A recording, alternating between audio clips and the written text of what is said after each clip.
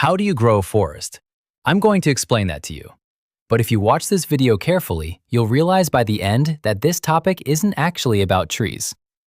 So let's first look at how an ordinary person would go about doing this. An ordinary person plants a tree, waters it for a few weeks, and then goes outside every day, expecting the tree to be taller than it was the day before. When nothing happens, they become discouraged. They're disappointed when the tree they planted still looks the same after 1 month, 2 months, or even 6 months. They might start to think they planted the wrong tree, that the soil is poor, or perhaps that the idea of growing a forest was a mistake from the start. So they pull up the tree. They try something else, something that promises faster results. This way, they jump from one tree to the next, never waiting long enough for any of them to truly take root. Years later, they look around and realize they still don't have a forest. All that remains is a garden full of holes where they once planted things. Now let's consider how we, that is, those of us who understand how real growth works, should approach this matter. Before planting anything, we accept a simple truth. For a long time, nothing will be visible. Even though we can't see it yet, the roots will be spreading underground. There will be no evidence of progress on the surface. We won't measure success by what we see in the 3rd month. We'll measure success by what we know is happening beneath the surface. Take bamboo, for example. It can spend up to 5 years barely breaking through the soil's surface, and once its roots are strong enough, it can grow 27 meters in just a few weeks.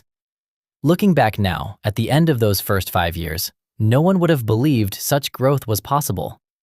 But in the end, the bamboo did grow. So waiting was not time wasted.